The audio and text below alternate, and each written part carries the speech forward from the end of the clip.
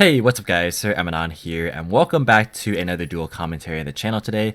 So this time we're going to be featuring another match from the LCS 3v3 from a few weeks ago, and this is going to be Evan on Sky Striker once again versus Daniel Shogun on Dragon Link. So the last time I featured Evan's Sky Striker list, he was playing against Eldritch, which is of course a more rogue matchup, but this time we're going to be playing against the deck that we by far prepared the most for, and it should be interesting to see how exactly the deck prepared, given how different it is from the normal Sky Striker lists you see floating around. But before we get started here, I do want to say first off, Happy November. Can't believe it's November already. But as we're approaching the end of the year here, I would like to actually hit this 5k subscriber mark. So if we do actually get there by the end of this month, by the end of November, I will be doing a special tournament where it'll be free to enter, but there will actually be prizes for the winner or winners. I haven't quite decided yet, but it'll be free for all. If you guys want to enter, and I'll be giving a prize of some sort if you guys are interested in that. So if that's something you guys are interested in, be sure to just keep supporting if you're already subscribed. If you're not subscribed, be sure to join and take part in that if you are interested. And I'll also be having a community tab post later on with more details on that if the videos themselves do very well in terms of like the analytics and such. Because I do want to focus on, trying to grow the YouTube channel as much as possible. That'd be really, really awesome, especially moving into 2021. But with that little tidbit out of the way, we're not going to focus too much on it here. We're going to go ahead and just jump into the gameplay. Okay, they're just kind of talking in chat because they got in the chat before the round started. We're going to see Daniel win the RPS here, which is going to be very relevant because, as we know, Evan's striker list is not a blind second list. So Daniel choosing to go first, obviously on Dragon Link, is going to matter here. So the opener contains Droplet, Nibiru, Gamma, Dragon Ravine, as well as Brotar. So not like a particularly strong hand, but it is technically enough to start because it's Ravine plus Brotar, so that does get you there. It's interesting to see Droplet in the main deck. This is a bit more common on like high-rated dueling book right now because you need outs to the Buster Blade lock, otherwise you just lose. And that deck was not as popular before the LCS, but we were paying attention to high-rated dueling book prior, so we definitely had it on our minds. And maybe our opponents actually here had done their research as well, because Dragon Link does definitely fold to that combo if it has no outs. So that is one explanation for that there. And then we see Evan's hand containing a Torrential, Red Eyes Black Dragon, Shark Cannon, Rose, and Impermanence. So it's decent going second with Torrential plus a way to like stop a negation, but it's not like the best necessarily. Although it can be enough given the fact that Daniel's hand is not super strong here. So you see activation of Ravine. Ravine's going to go ahead and pitch the Droplet and send a copy of Absolouter. That's going to get a copy of Tracer. Keeping Gamma in hand is nice in case like that got Ash, but the Gamma is going to be dead from this point forward. Gonna normal summon Brotar next, and then go into a copy of Striker Dragon, and then add a copy of Boot Sector to hand. And then Boot Sector is going to come down next and summon Tracer from hand, and that's going to lead into a copy of Romulus, which is going to be met with an Impermanence. And like I said, the hand is pretty weak from Dragon here, so that's actually just going to be a pass turn because there's no other extenders. Evan draws Nibiru for turn, which is, it's decent in combination with the Torrential, just all out of board wipes. From this position, he's going to normal summon Rose, of course, and then go into Hayate. Hayate is going to beat over Romulus and then use its effect. He's going to opt to send a copy of nothing because that's actually going to be met with Gamma. We just forgot to read chat there because, yeah, the chat kind of scrolled a bit too fast there. But yeah, Hayate's going to get Gammaed, and then Evan's going to set Shark Cannon and Torrential in main phase 2, and then pass, Cyframes get banished. For turn, Dragon draws 1 for 1, which is a pretty reasonable top deck. It gets access to Black Metal Dragon here. It was interesting actually to see that, well, obviously Brotar wasn't going to be activated if he planned on using the Gamma there. So yeah, that's the reason for that. But 1 for 1 is going to pitch Nibiru to go ahead and summon out a copy of Black Metal from the deck. And that's going to turn into the second copy of Striker. Evan was thinking there.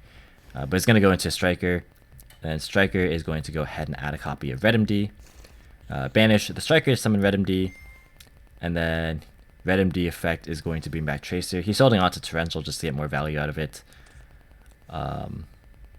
Just thinking here, and then going into a copy of Fiber. Fiber effect is going to summon a copy of Red Rose from deck.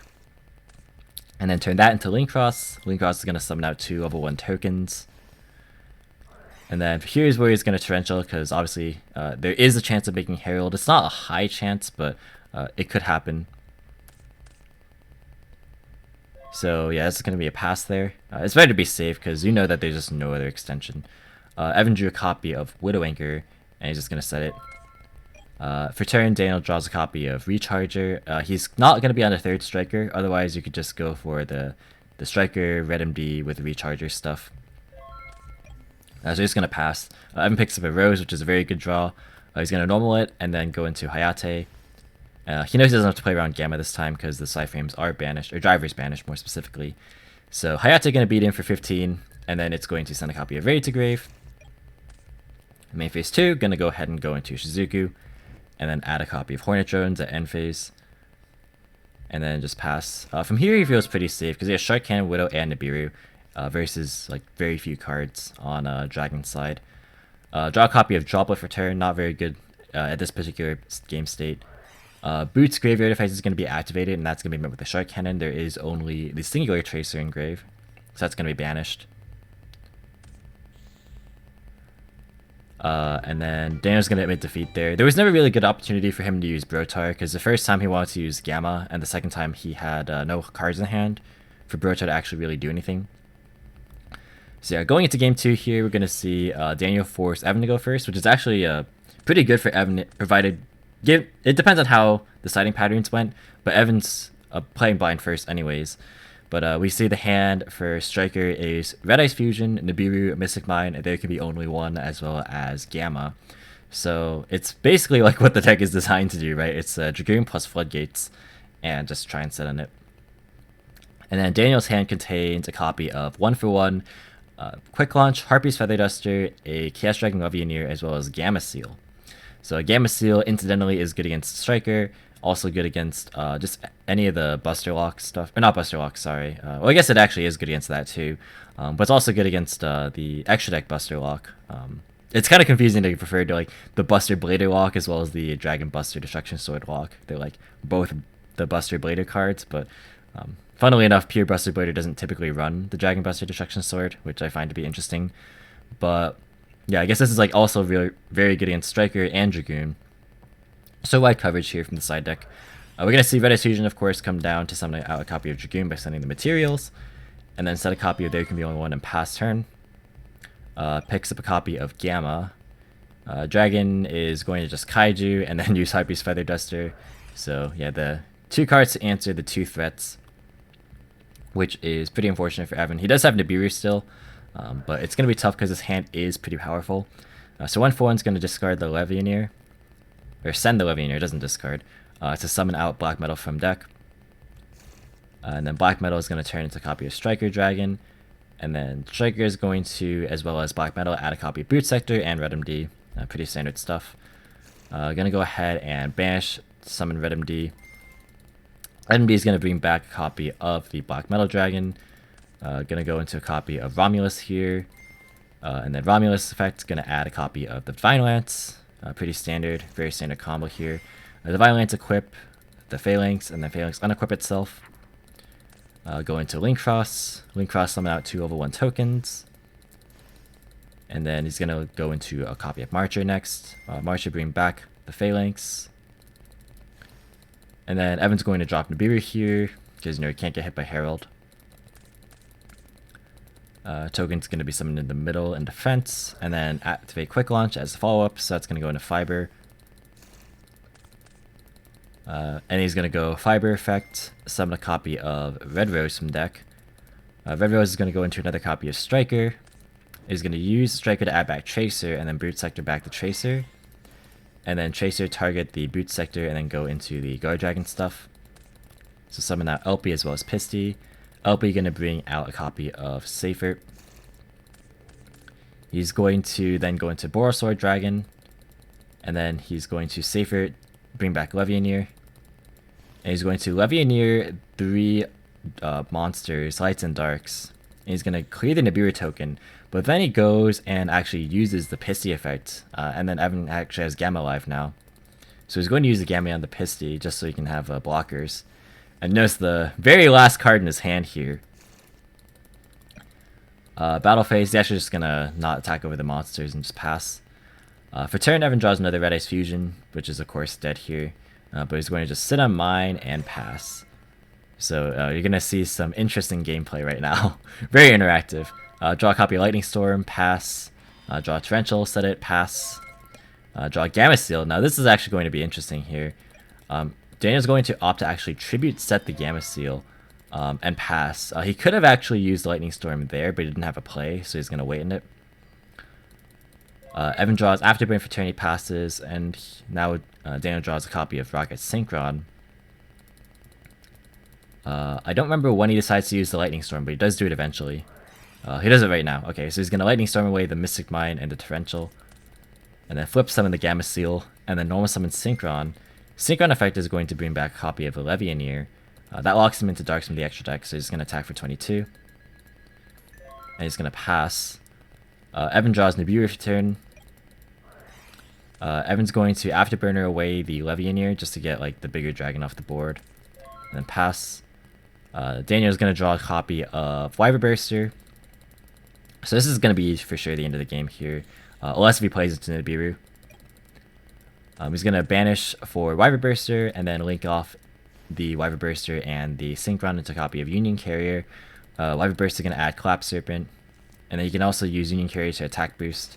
So this is going to only be 3 summons with a Clap Serpent, so he could just use Union Carrier and attack everything for game.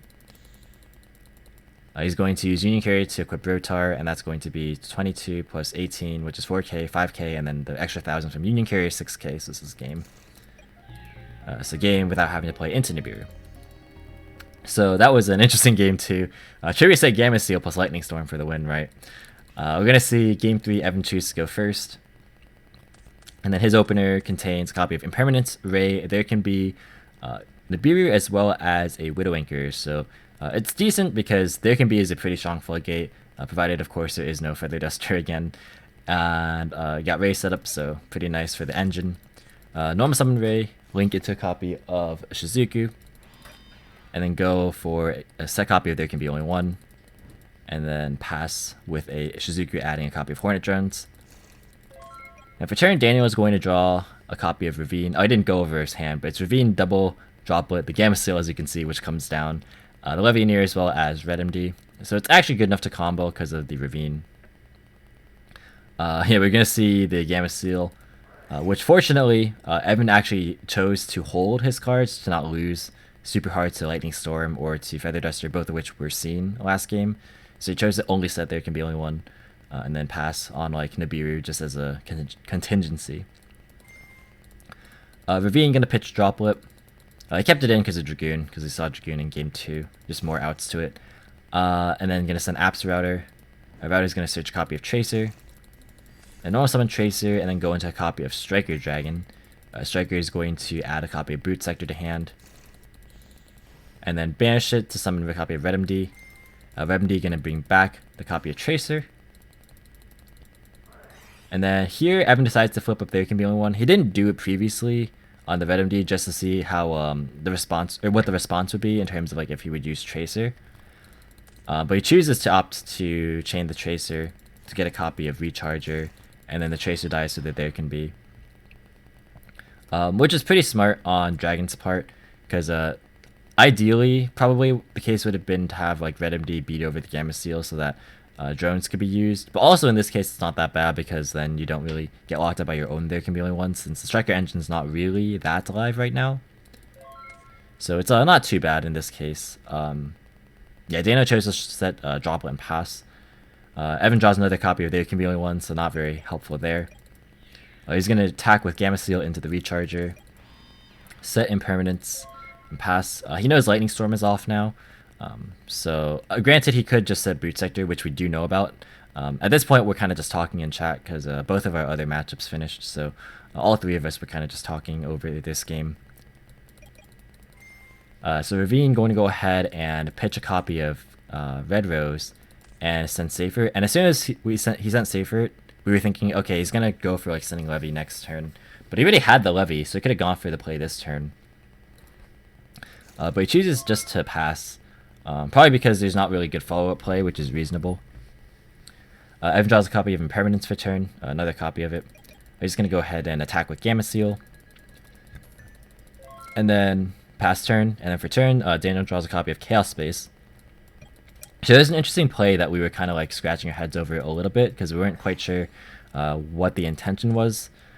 So he gets rid of the Levianeer, which we assumed was going to just be pitched or sent with Ravine. And he's going to add a copy of the Wyver Burster to hand. And now we're thinking, okay, well that's fine, but like if he safer adds back the Levy, then he won't have any lights engraved to be able to pop that there can be. So we were wondering like why he didn't just use Levy to banish the safer. But like looking back, I think Dragon was trying to just play for the long game. He's going to use Chaos Space on the Striker to draw a copy of Droplet. So probably the goal was to have like Wyver Burster as just another light engrave. Although granted, like you could Safer would have been banished regardless, so it's not like keeping that Safer engrave would have been that useful. Like you would have had to have not pitched it off the Chaos Space, right? So we found it to be like pretty interesting. He's gonna add back the Levy with the Safer there, and he's gonna banish to summon the Wyver Burster. And then Ravine gonna pitch the copy of Droplet to send Brotar. That's actually the third copy of Droplet, by the way, because there's two engraved and the third one is set, so that's kind of funny. And then he's gonna pass. And then from this position, we're thinking, okay, the way we lose is if this Wyver Burster gets in the grave and he has no monsters on field, because then he has Levy to be able to pop the board, and he'll be able to get Collapse Serpent and then just full combo, or at least like get very far into the combo. Because he could like Striker and then like add back Tracer and then boot back or boot it out, or like add back Recharger and then remedy back the Tracer. There's like a lot of stuff he could do if like this board gets outed. And we do have Impermanence, but like we might as well just not force the issue. So yeah, Evan decides to switch Gamma Seal to defense, so that the Wyver Burster can't crash. And then now the onus is on Dragon because the less cards in deck to be able to try and play out of it. Draw another copy of Chaos Space return, and he's going to pitch it off of Ravine to send a copy of White Rose. So at this point, we thought he was just digging for a Lightning Storm or Feather Duster. So now the onus is kind of back on us. I'll draw a copy of Summon for turn and then just pass. Really, the goal is just to try and find like a play to be able to go for a copy of Dragoon, or go for Verite into Dragoon, because right now like we obviously don't have anything to be able to summon. Hornet Drones can't be used, of course. I'll draw a third copy of Chaos Space. That is a third copy, I do believe, yeah. Vivine's going to go ahead and pitch it, send a copy of Black Metal. So you can see definitely just tried to deck thin to get closer to the back row wipes. For turn, we draw a copy of Rose, and we actually could end the game here, but we didn't read the set copy of Droplet here. So the correct play would have actually been to Imperm on the Wyver Burster. We realized this literally after he flips the Droplet, but the correct play would have been to Imperm the Wyver Burster to turn off the Droplet, and then go for the play that we're about to do. So we're going to go ahead and normal summon Rose, link off into Verite Anaconda, go for a Hornet Drones, summon a token, and then go for Kagari to add back the Hornet Drones. And then the idea is if we have Dragoon, it's going to be able to pop the Wyver Burster. We can negate the Brotar. Well, it depends on how the Chain Link resolves, actually. Because I believe Black Dragon Collapse Serpent is still in deck. Yeah, so it would depend on how it was. Well, we didn't even have to negate the Brotar because we could just pop it with Dragoon again. So it didn't even really matter. But we could clear the board and then basically just go for game here. Because it would be 17 plus 3k plus 500 plus 15. So that's what, 4k or 5k plus 17 would be 67. So yeah, that would have been game here.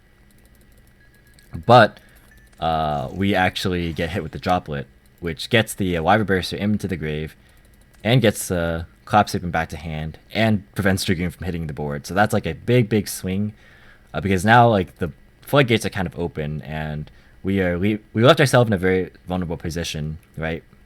So that's a pretty unfortunate. So gonna go ahead and attack with the Verite as well as the Kagari. So that's going to be a fair amount of damage, but it's not going to actually be threatening. So we have to kind of just wall up here. And just concede to the fact that if he has Feather Duster, Lightning Storm, he has it, you know. Kind of at this point, we have to accept that. He's going to go ahead and summon the Levianeer that we knew about. It was added back off the save it, of course. Levineer is going to go ahead and pop. We're going to chain imperm to it. And then Cascade is going to come down next to put back the Wyvern Burster, draw a copy of Order, which is pretty big against the Striker deck, right? Battle Phase is going to attack over the Anaconda to do 25. And then set a copy of Order and pass. And then from here, we're still actually in a decent position. So we have one spell engraved right now. So what we could do is we could actually crash Kagari, bring back the Ray, go into Hayate, attack directly, and then we could send any spell with Hayate. That'll put 2 spells engraved. Then we can Widow our own Hayate after it attacks to put the 3rd spell engraved, and then Widow the Levy to steal it for game. That's our game plan here. But he has Imperial Order. So yeah, we spent a while kind of thinking about this, and we're in turns now, by the way. So just keep this in mind.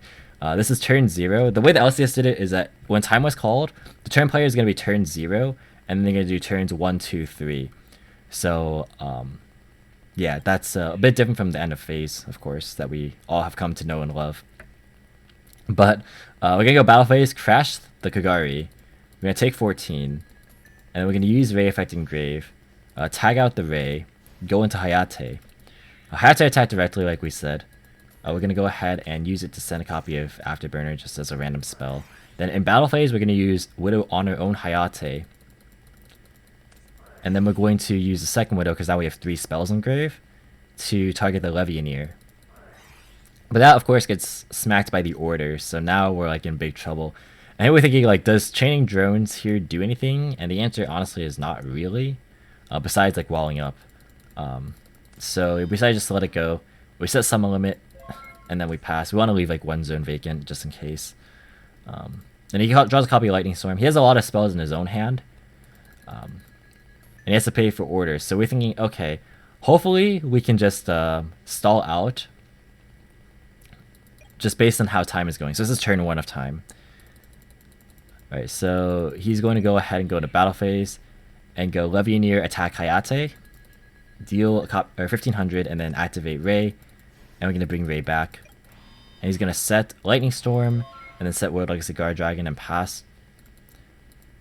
So here we thought that the set could have been impermanence, possibly. We didn't see it, but it's possible. And we didn't want to play into it. So Samurai Faye is going to pay for Order. So he's at 1050. Hayate would be game here, but it does lose to impermanence. So we're thinking, like, how do we not lose to impermanence? Because again, if we get hit with imperm, his turn's the last turn. So we go down to 350 off Order, but Levianeer will just attack for game, right? And we don't have any way to really stop that at the moment. So we're thinking, alright, what's the best way that we can actually just play around everything? And the answer is just to set Ray and pass. Because if we do this, then there's no conceivable way that he could, like, out the there can be and the summon limit at the same time, right? Because, like, even if, like, this is impermanent and he uses it on his own turn, for one, we could actually, like, tag out the Ray, although that would be a bad idea. But for another, like it wouldn't matter if we had summon limit to be able to stop the push, and then there'll be 2 monsters to block whatever attacks that he has. And we could also have Kaina just as backup. So yeah, we have also Imperm of our own. So we figure, like, this is probably the best spot that we could be in. Yeah, and worst case scenario, we have Kaina, right? So draw another copy of a spell card and then pay for Order, and that's actually going to be the end of the game here. So yeah, pretty crazy game 3, just high pressure. Again, Hayate, just with the perfect information, would have been game there. But I really did. I was really against the Hayate plan because John wanted to go for Hayate. Evan was asking us for, like, what the proper line would have been. But I was like, I really, really do not want to lose to Impermanence and then just be very, very sad. Because if we go for Hayate, we can't go for Kaina then, because we're under our own there can be. Depending on where the Impermanence was. Like, if the Impermanence was, like, next to the Order on the left side, like, across from Ray here, then it wouldn't matter. Like, it would have been, like, so many variables, right? Like, there's, like, so many different things that could have gone differently there. But I'm like, this just plays around the most and loses to the least, I felt. So, yeah, like, the only way would have been if there was, like, a way to turn off the there can be, plus a way to get like an additional like 2 monsters on the field. Just depending on how things would have gone. Because yeah, we did have some element. We also have Nibiru. So yeah, like it was very high tense, high pressure game, for sure. But yeah, like you could have made the argument that like, oh, if he had impermanence, he would have like used it a long time ago on the there can be. But just don't want to leave anything to chance. And like because of the way the time rules worked, we just have to play to the best of our ability, right? So kind of a crazy ending there, but that is going to be the game. So thank you guys so much for watching. Hope you guys enjoyed. If you liked it, be sure to leave a like.